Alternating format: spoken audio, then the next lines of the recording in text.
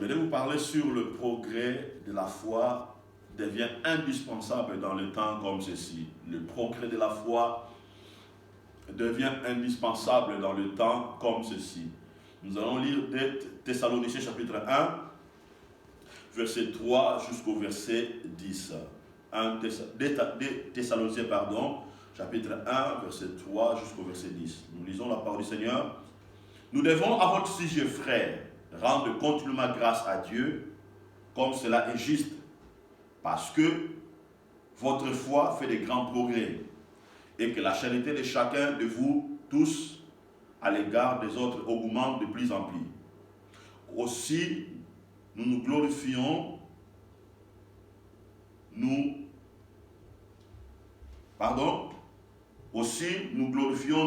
de vous dans l'église de Dieu à cause de votre persévérance et de votre foi au milieu de toutes vos persécutions et des tribulations que vous avez à supporter. C'est une preuve du juste jugement de Dieu pour que vous soyez jugés dignes du royaume de Dieu pour lequel vous souffrez. Car il est de la justice de Dieu de rendre l'affliction à ceux qui vous affligent et de vous donner à vous qui êtes affligés du repos avec nous, lorsque le Seigneur Jésus apparaîtra du ciel avec les anges de sa puissance, au milieu d'une flamme de feu pour punir ceux qui ne connaissent pas Dieu et ceux qui n'obéissent pas à l'évangile de notre Seigneur Jésus. Ils auront pour châtiment une ruine éternelle, loin de la face du Seigneur et de la gloire de sa force, lorsqu'il viendra pour être à ce jour-là glorifié dans ses saints et admiré dans tous ceux qui auront crié, car notre témoignage auprès de vous a été cru. Amen. Amen. Vous savez, ici, l'apôtre Paul, il est en train de rendre témoignage du progrès de la foi qui a été manifesté dans la vie du peuple de Dieu.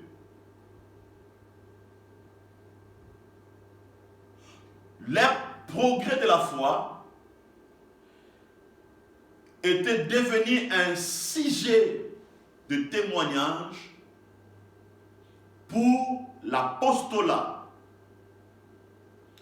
de l'apôtre Paul. Vous savez, la vie chrétienne ne se limite pas seulement, ou notre foi ne se limite pas seulement à croire à Jésus-Christ comme Seigneur et Sauveur. La foi, c'est un voyage vers l'accroissement. La foi, c'est un voyage vers la maturité. La foi, c'est un voyage vers le développement. Quand on lit ce passage ou cette parole de Dieu, vous allez voir l'apôtre Paul, il témoignait du progrès qu'avait fait le peuple de Dieu. C'était dans un temps de persécution, c'était dans un temps d'affliction, c'était dans un temps de combat. Parce que ici, l'apôtre Paul, il parlait au peuple de Dieu concernant l'avènement de notre Seigneur Jésus-Christ. Il préparait le cœur des gens sur le retour de Jésus-Christ. Comment les gens devaient se comporter, comment les gens devaient se conduire. L'apôtre Paul avait bien clarifié les choses et le peuple de Dieu avait saisi le message et le peuple de Dieu, ils étaient bien préparés, bien connectés et à ce message. Et ce message, ça nous concerne. Et cette parole est aussi pour nous. Parce que Dieu s'adresse aussi à nous à travers cette parole. Parce que le temps que nous vivons est le temps que les apôtres ont passé, ou l'apôtre Paul a vécu, ce temps est le même dans la dimension spirituelle. Alléluia. Ce temps est le même dans la dimension spirituelle. Et ils étaient dans l'attente du retour de Jésus-Christ. Et nous aussi, nous sommes dans l'attente de notre Seigneur Jésus-Christ. Vous savez, il y a des gens qui sont sur la terre. Il y a des gens qui ont des ambitions de vivre une vie meilleure sur la terre. Cela est bien. Mais vous remarquerez qu'il y a parmi ces gens-là qui cherchent à vivre une vie meilleure, ces personnes-là ne pensent pas à vivre une vie heureuse après leur mort. Amen. Il y a des gens qui cherchent à mener une vie meilleure sur la terre. Mais certaines personnes ne réfléchissent pas, ne pensent pas, ne rêvent pas à vivre une vie heureuse après leur mort. Parce que quand vous lisez dans ce passage, la Bible dit ceci. Je crois dans le verset 7. De vous donner à vous qui êtes affligés du repos avec nous, lorsque le Seigneur Jésus-Christ apparaîtra du ciel avec les anges de sa puissance, au milieu d'une flamme de feu, pour punir ceux qui ne connaissent pas Dieu et qui n'obéissent pas à l'évangile de notre Seigneur Jésus-Christ. Alléluia. Donc on voit que après la mort, il y a une autre vie qui nous est réservée. Donc, si tu avais cherché à mener une vie sainte, à mener une vie séparée du monde pour le royaume, le repos éternel sera pour vous. Mais pour des gens qui voulaient amener une vie meilleure, mais sans pourtant obéir au commandement de Dieu, à l'évangile de Dieu, la Bible déclare qu'il y a une ruine éternelle qui est réservée pour ces personnes-là. Alléluia. Cette ruine est réservée pour ces personnes-là après leur mort. Alléluia. Donc voilà pourquoi aujourd'hui, lorsque nous regardons tout ce qui se passe aujourd'hui, les gens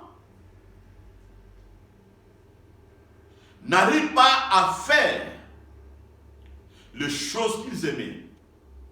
Parce que le monde est marqué par la situation dont nous vivons. Les gens n'arrivent pas à faire les choses qu'ils aimaient. Il y avait des gens qui aimaient monter dans leur jet privé, voyager, aller dans les îles. Aujourd'hui, ces personnes-là sont incapables de faire ces choses-là parce qu'il y a quelque chose d'invisible qui a mis pause à tout le système dans le monde. Alléluia. Et nous qui sommes spirituels, on comprend directement que ces réalités-là sont des avertissements que Dieu est en train de lancer dans le monde et Dieu est en train de lancer aussi dans son Église. Nous sommes arrivés dans un moment où la foi et l'amour deviennent deux piliers importants dans ce temps de la fin.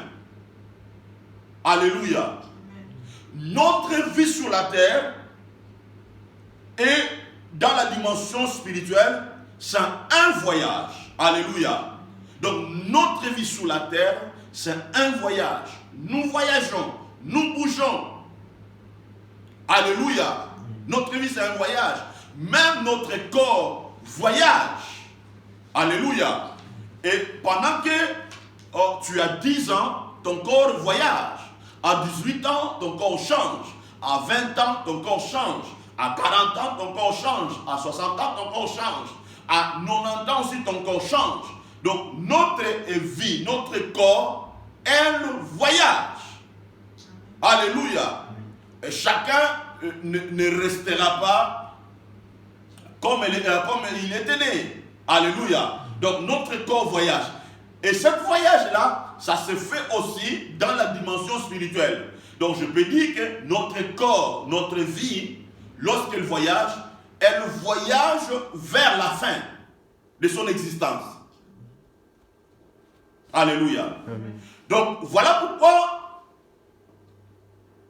comme les enfants de Dieu, comme le peuple de Dieu, nous devons à tout prix chercher que notre foi ne reste pas dans un niveau de bébé. Nous devons à tout prix chercher que notre foi puisse atteindre un niveau élevé. Je vous donnerai des raisons pourquoi je suis en train d'expliquer tout ça. Notre vie sur la terre, tant dans la dimension physique ou dans la dimension spirituelle, nous sommes confrontés de beaucoup de réalités. Ces réalités-là, ça peut être la séduction, ça peut être la tentation, ça peut être le combat. Amen. Pour amener une vie de victoire dans la dimension spirituelle, il est indispensable de marcher de progrès en progrès dans la dimension de la foi. Amen. Donc, le progrès de la foi est quelque chose d'essentiel. Pourquoi? Parce que nous sommes confrontés de la séduction, de tentation et de combat. Or, si ta foi reste dans un niveau plus bas, il vous serait impossible d'amener ou de vaincre la séduction, de vaincre la tentation ou de vaincre le combat qui se érige en face de vous. Alléluia. Donc la foi, notre foi doit se croître. Notre foi doit se développer afin que nous ayons de la force pour vaincre toute séduction, pour vaincre toute tentation et pour vaincre tous les combats qu'il vient devant nous. Luc chapitre 17 verset 5, la Bible dit, les apôtres dirent à Jésus, augmente-nous la foi. Augmente-nous la foi. Donc on comprend que la foi a des niveaux. Amen. Amen. La foi a des niveaux.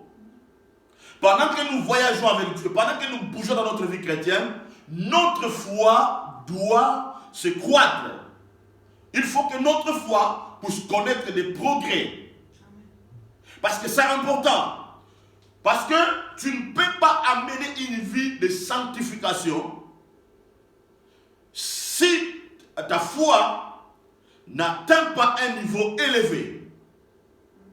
Tu ne peux jamais amener une vie d'obéissance si ta foi n'atteint pas un niveau élevé. Parce que de la manière dont tu développes ta foi, de la manière dont ta foi est en train de connaître de plus en plus de progrès, ta compréhension au niveau spirituel changera. Ton amour envers Dieu changera. Ta passion avec Dieu changera. Ta détermination avec Dieu changera. Amen. Lorsque votre foi va de progrès en progrès, vous aurez la force spirituelle pour affronter chaque situation négative dans la dimension spirituelle. Parce que lorsque ta foi va de progrès en progrès, vous aurez la force spirituelle nécessaire pour affronter certaines situations négatives dans la dimension spirituelle. Alléluia. Donc, il n'y aura rien qui va t'attirer vers le bas, parce que tu es focalisé vers les choses en haut. Il n'y aura rien qui va attirer ton attention vers le passé, parce que ton regard sera fixé vers l'avenir. Amen. Amen. Personne ne te séduira avec des discours vains, parce que tu as focalisé ta vision vers Dieu et vers la parole de Dieu. Alléluia. Amen. C'est important, c'est très important que notre foi se développe. Parce que lorsque ta foi se développe, il y aura la maturité qui prendra place dans ta vie. Parce que la foi est la source du pouvoir. Je répète, la foi est la source du pouvoir. Quelqu'un à qui sa foi atteint le progrès, cette personne-là aura de la sagesse et aura la maturité. Amen. Amen. Il saura comment se comporter. Il saura comment agir. Amen. Amen. Il ne laissera pas les choses inutiles viennent influencer son cœur. Ces personnes-là, il fera tout possible pour plaire à Dieu, pour être utile pour Dieu et pour son royaume.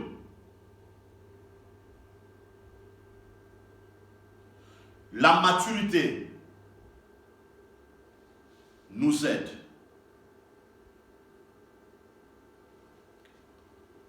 à se développer encore davantage. Si on remarque bien l'Église aujourd'hui,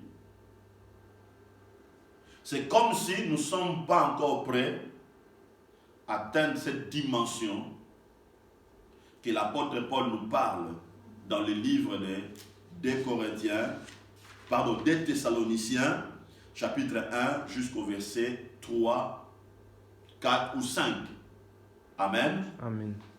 L'Église n'est pas encore prête. Mais on voit ici l'apôtre Paul est en train de témoigner pour l'Église. Il dit, nous devons, à votre sujet, frère, rendre continuellement grâce à Dieu, comme cela est juste, parce que votre foi fait de grands progrès. Donc, on voit ici, le peuple de Dieu, l'Église de Dieu, avait atteint la maturité au niveau de la foi. C'est la dimension que Dieu veut dans son Église, dans ce temps de la fin. Que notre foi puisse atteindre de grands progrès. Cela veut dire, on ne va plus penser, réfléchir comme des enfants. On doit commencer à penser comme des adultes.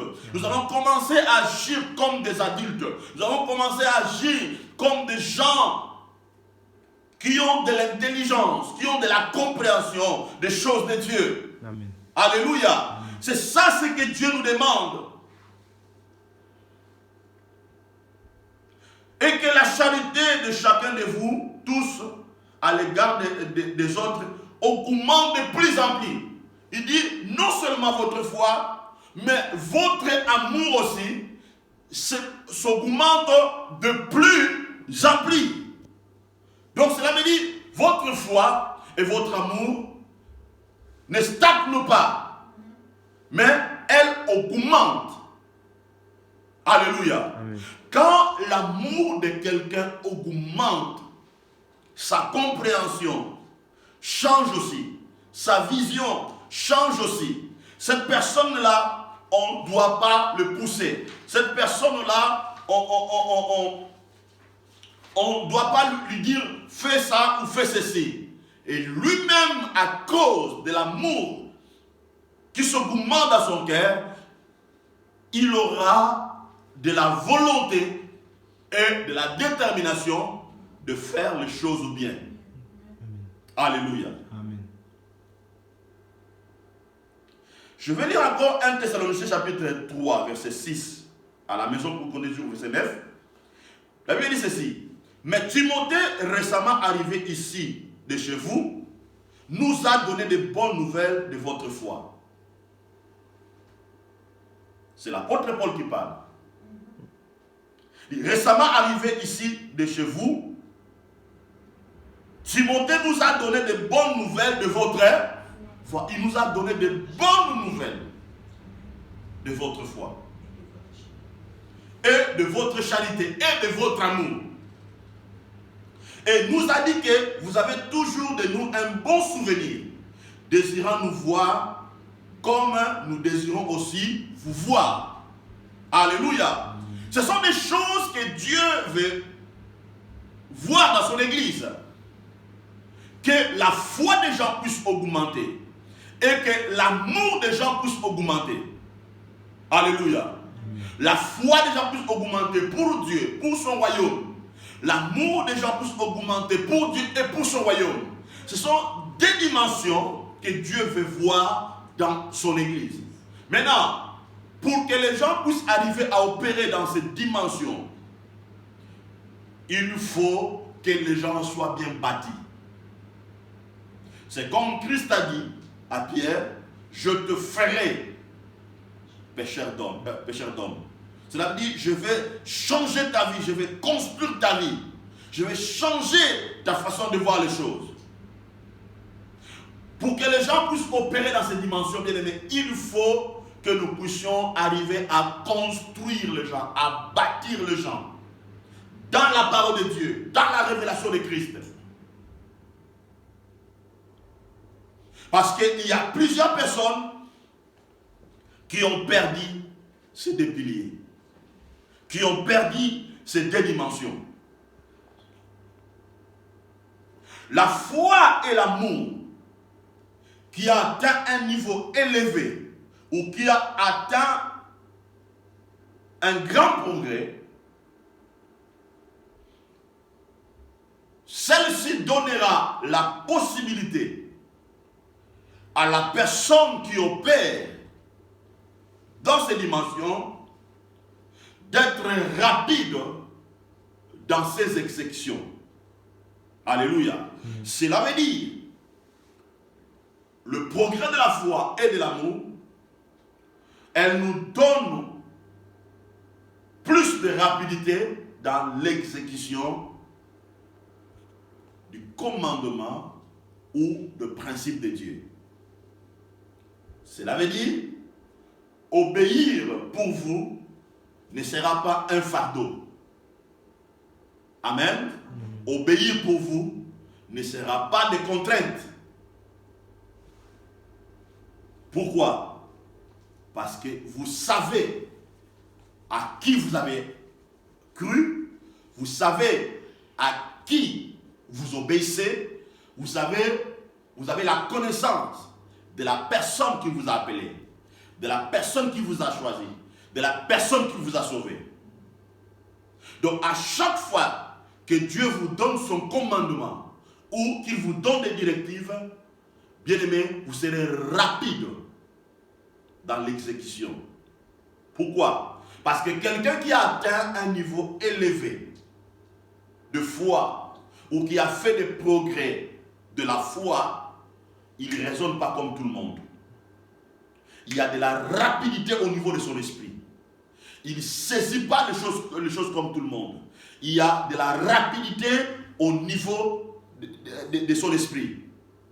Amen. Amen. Donc, cette personne-là, il est capable de cerner, de comprendre ce que Dieu a dit ou ce que Dieu est en train de parler. Il n'y a pas de la contrainte. Il n'y a pas de contrainte, pardon. Il n'y a pas de contrainte dans son cœur. L'obéissant, obéir, n'est pas un fardeau pour lui. Il obéit avec toute passion, avec tout amour. On lui dit fais ça, il le fait. Il n'est pas hypocrite. Il ne tourne pas le dos pour aller critiquer. Il ne tourne pas, il ne va pas de côté pour aller dire on me donne trop de travail. Il ne va pas à côté pour aller critiquer, pour dire que non, on me demande trop. Amen.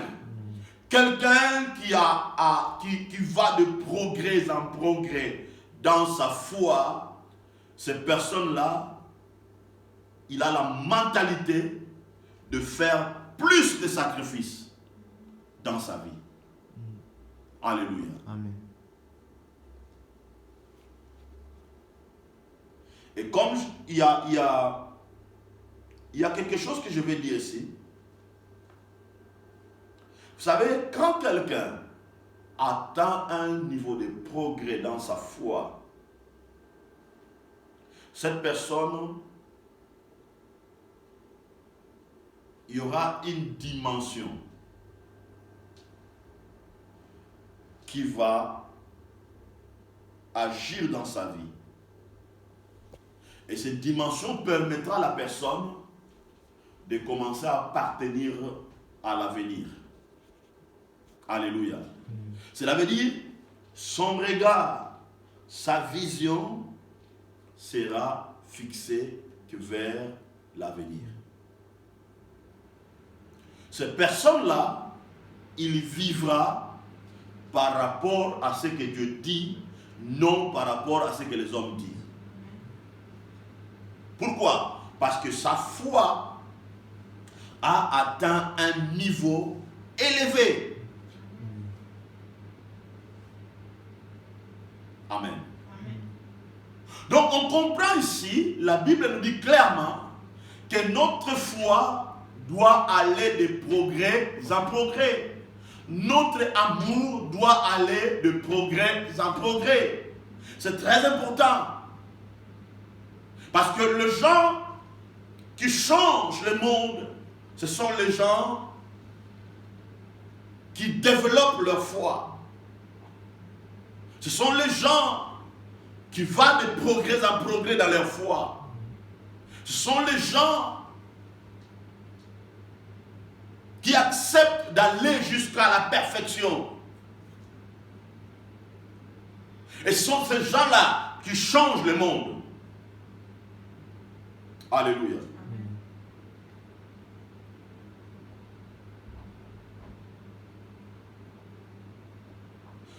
Cet progrès que l'apôtre Paul parle ici, témoigne ici pour les enfants de Dieu, dans le livre des Thessaloniciens, cet progrès de la foi et de l'amour avait eu de l'impact sur l'œuvre de Dieu. Avait eu de grands impacts sur l'œuvre de Dieu. Lorsque dans l'église, les gens arrivent à atteindre un niveau de foi élevé, un niveau d'amour élevé, bien aimé, il y aura de l'impact direct dans l'œuvre de Dieu. Il y aura l'esprit de l'engagement. Les gens vont respecter les alliances. Les gens vont se donner. Parce que leur vision est plus focalisée sur les choses importantes. Leur vision est focalisée plus sur les choses de Dieu. Voilà pourquoi les gens qui atteignent un niveau de progrès de la foi, ils sont différents avec les autres personnes. Ces personnes-là voient les choses au niveau de leur intérieur. Voilà pourquoi l'apôtre Paul dit, Seigneur, illumine les yeux de nos cœurs. Les gens qui ont atteint un niveau de progrès de foi, ce sont des personnes qu'on ne leur pousse pas. Ce sont des personnes qu'on ne leur force pas. Ils ont la flexibilité au niveau de l'esprit pour faire les choses. Alléluia. Amen. Les gens qui ont atteint un niveau de foi élevée, ou qui va de progrès en progrès dans leur foi, ces gens-là restent dans la voie, ou ils restent dans le chemin. Ils ne sortent pas du chemin, ils ne sortent pas du principe, ils restent dans le chemin établi, où ils suivent la voie établie par Dieu. Alléluia. Amen. Ils respectent le principe, ils respectent le commandement. Ce sont des gens qui restent dans la voie. Ça c'est un. Deuxième chose, ce sont des personnes qui cherchent à tout prix de s'améliorer. Donc pendant qu'ils avancent, pendant qu'ils marchent, ils cherchent toujours à améliorer leur vie ou à améliorer les choses. Pourquoi? Parce que leur objectif, leur détermination est d'atteindre un niveau plus élevé. Ils restent dans la voie et ils cherchent à tout prix de s'améliorer. Alléluia. Amen. Troisième chose, ils ont l'esprit de la persévérance. Ils ont l'esprit de la persévérance. Ils restent fermes dans leurs convictions. Ils restent fixes. Et quatrième chose, ils ont la compréhension. Amen. Ils ont la compréhension.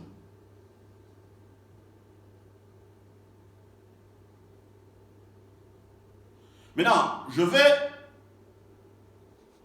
Maintenant, vous allez me poser la question, mais où est la piste de solution pour que la foi d'une personne puisse aller de progrès en progrès?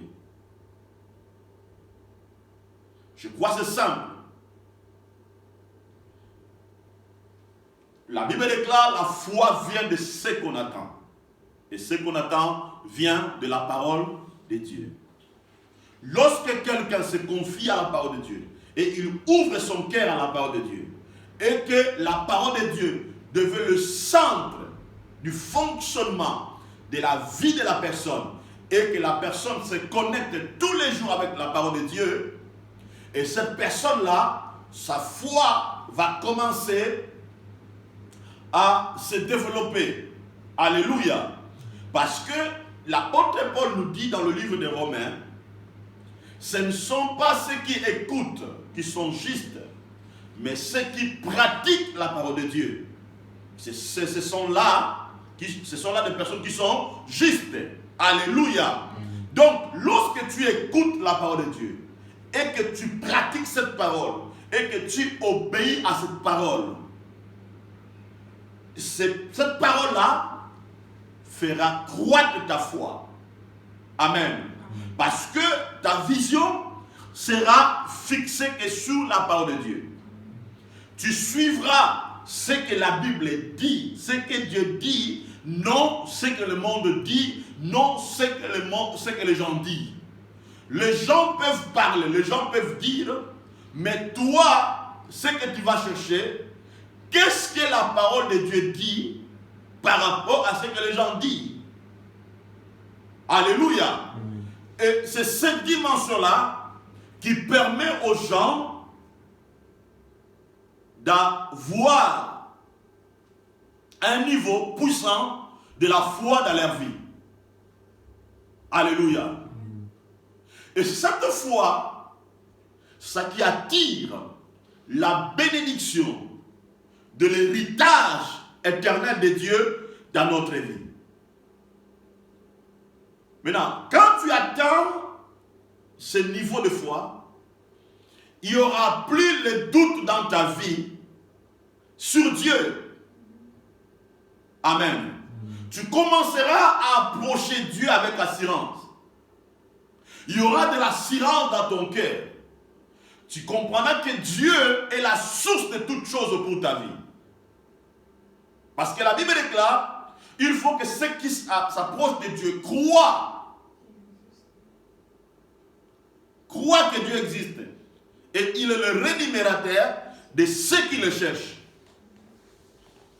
On voit aujourd'hui, il y a des gens qui sont dans l'église, mais qui ne croient pas en Dieu. Amen.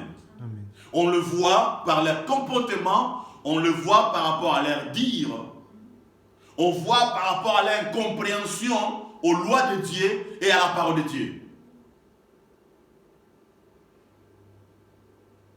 Nous allons lire le dernier verset, 1 Thessaloniciens chapitre 4, verset 1. 1 Thessaloniciens chapitre 4, verset 1.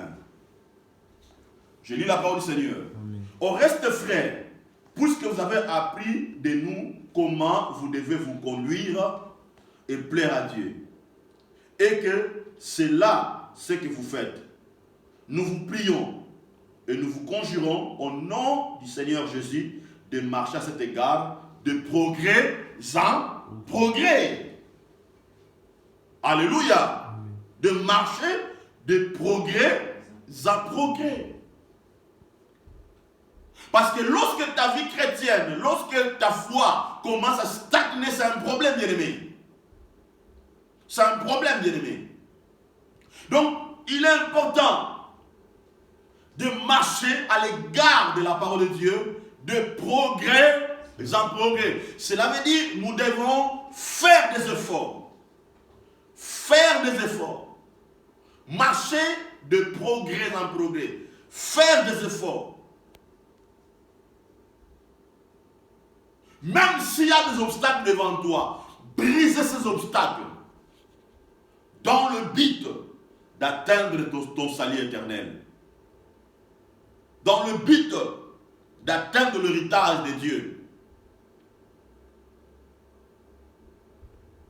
Parce que je vous ai dit tout à l'heure, dans ce monde, il y a de la séduction, il y a des tentations, il y a tant de choses. Nous ne pouvons pas permettre aux choses que les gens nous font pour influencer notre cœur. Alléluia. Nous devons chercher plus le progrès. On peut te critiquer, on peut dire, on peut te haïr, on peut tout faire, mais je ne peux jamais permettre à ces choses-là d'influencer mon cœur. Parce que quelqu'un qui cherche à atteindre un niveau élevé, marcher de progrès en progrès, il ne permet pas aux choses inutiles puissent la tirer vers le bas. Je ne comprends pas pourquoi je répète encore toutes ces paroles. Alléluia. Amen. Alléluia. Amen. Parce qu'il y a des gens qui disent, ah ça va, parce que cette personne-là m'a haï, cette personne-là m'a fait comme ça, cette personne-là m'a fait... Si tu tournes seulement autour de ça, bien-aimé, tu rateras beaucoup de choses. Ta foi sera stagnée. Ton amour ne va pas atteindre un niveau plus élevé. Et Dieu ne témoignera pas de ton amour. Et voilà pourquoi Christ a dit, quand je reviendrai, je trouverai la foi. Et il a dit, dans les derniers jours, l'amour de plusieurs personnes se refroidira. Comment cela se refroidira? C'est par rapport aux choses du monde. C'est par rapport aux choses qui sont autour de nous. C'est par rapport aux choses que l'homme peut fixer son regard. C'est par rapport aux choses que l'homme peut donner son oreille. Ces choses-là peuvent refroidir ton amour, peut t'éloigner des choses de Dieu. Or, lorsque ton amour se refroidit, bien aimé, tu peux rater le ciel. Tu peux rater l'héritage de Dieu. Amen. Il faut que nos cœurs soient purs. Nous devons accepter les coups. Nous devons accepter la persécution. Nous devons accepter certaines réalités. Verset 4, l'apôtre Paul dit, 2 Thessaloniciens chapitre 1, verset 4, il dit, aussi nous nous glorifions de vous dans l'église. Nous nous glorifions de vous. Amen. Nous nous glorifions de vous dans l'église de Dieu. Nous nous glorifions de vous dans l'église de Dieu. Quel témoignage! Nous nous glorifions de vous dans l'église de Dieu, à cause de votre progrès de foi, à cause de votre progrès d'amour, nous nous glorifions de vous. À cause de votre persévérance et de votre foi au milieu de vos persécutions et de tribulations que vous avez surmontées ou supportées. Bien aimé, il y a certaines choses, il y a certains coups, il faut les surmonter, il faut les supporter dans le but de permettre à ta foi d'atteindre un autre niveau. Parce que si tu ne la surmontes pas, tu seras submergé. Alléluia. Surmonter cela dans le but de faire croître ta foi, dans le but de faire croître ton amour. Amen. L'apôtre Paul dit, au milieu de vos persécutions et de tribulations que vous avez supportées. Mais on voit aujourd'hui, il y a des gens qui ne supportent pas. Il est son frère, il est sa sœur. Amen. Parce qu'il a dit ça, parce que ça et ça et ça et ça et ça et ça. La personne oublie qu'en faisant cela, il est en train lui-même de se noyer. Amen. Amen. La Bible dit, c'est une preuve du juste jugement de Dieu pour que vous soyez jugés dignes du royaume de Dieu. Amen. Amen. Pour que vous soyez jugés dignes du royaume de Dieu.